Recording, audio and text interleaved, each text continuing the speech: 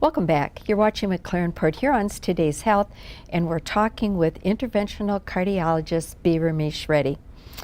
Dr. Reddy, it's amazing the work that's done every day for improve people's health, but I'm wondering if there's anything new in technology. There's a lot of research going on in the field of interventional cardiology. We are getting newer stents that are, smaller, easier to introduce. But perhaps the most significant impact is a device called the heart pump that is inserted through the skin percutaneously. In the last couple of years, that has really made a big difference in treating patients who are really sick, and that's called the Impella heart pump, used in a couple of scenarios to help us do high-risk interventions, people who have a lot of blockages or a lot of heart muscle at risk. For those kind of interventions, when we do the multiple vessels, this pump seems to have a big impact in safety and improving the outcomes. So help me understand what kind of patients might benefit from this Impeller pump. It isn't like you should just walk in and say to your doctor, hey, I heard there's a new pump, I want it. That's not how it's used. No, it's used very selectively in certain selected scenarios. One scenario is when somebody comes in with a very massive heart attack. There's a lot of damage to the heart muscle.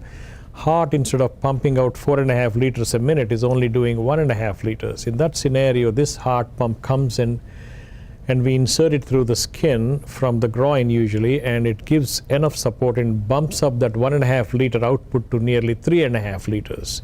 So that's where the pump comes in help. That's called in a shock patients with a heart attack. The other scenario is when patients have multiple blockages in large vessels, and when you're trying to open up multiple vessels at the same time, you're putting a greater risk on the heart muscle. And in that scenario, you offer protection by putting this pump, giving enough output out of the heart to supply the entire part of the body when this happens. Can you show us the device and tell us how this procedure goes? Sure. I think we have a little picture here that can tell us. It's a typically for the heart, we go from the groin area and we insert a small catheter that goes up right into the heart, into the left ventricle. And maybe the next slide will give us a better idea. This is how the pump is. The motor for the pump is here, and this is the tip. This sits in the main chamber of the heart called left ventricle, and it sucks the blood from here and puts out from here. So instead of the heart doing all the pumping, this motor draws the blood from inside the chamber of the heart to put it out into the aorta, and thereby improving the blood flow. So from here, it sucks the blood, puts it out, allows the heart not to work so hard while we are doing the intervention. I think we have a nice animation of that as well. This is the smallest heart pump that we use, and we generally go from the groin to implant it. Typically, you can see that the pump is being advanced up from the groin through the aorta. It goes all the way into the heart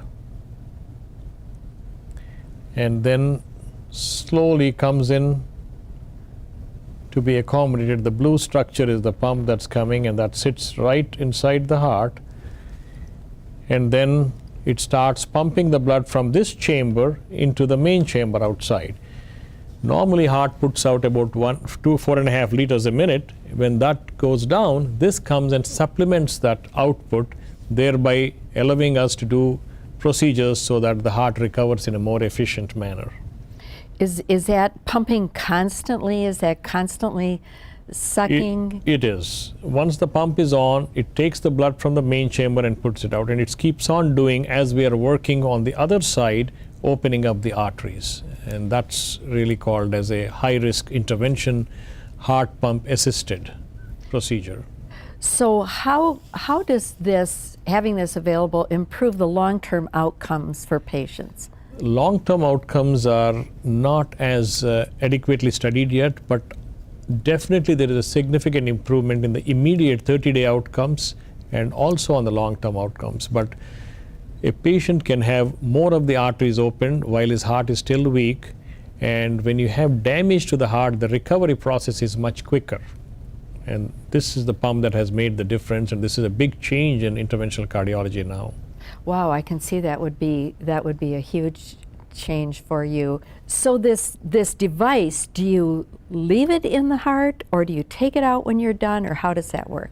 There are two kinds of scenarios. When you're doing high-risk interventions, you use the device as a support, do the intervention, that is putting stents in all the 3 arteries if necessary, then the device comes out and patient goes home in the next 24 to 48 hours. That's one scenario.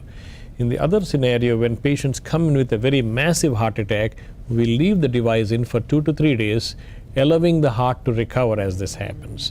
And in that scenario, the device will be in the system for maybe 24, 48 hours, or even 72 hours sometimes. So there are 2 separate ways of using the device. So very simply, it helps a heart that is weak or damaged. It just gives it support. It is really a device that supports the heart and allows us to do more interventions in a much more safe and protected environment. Wow, that's amazing technology. You've given us a lot of good information today, Dr. Reddy. Do you have any closing comments? Well, basically, if you have a heart attack, the best place to be is here in Port Huron, because our response times are excellent. We are trying to do this under 60 minutes in terms of opening up the artery. And another important thing to remember is to prevent this disease.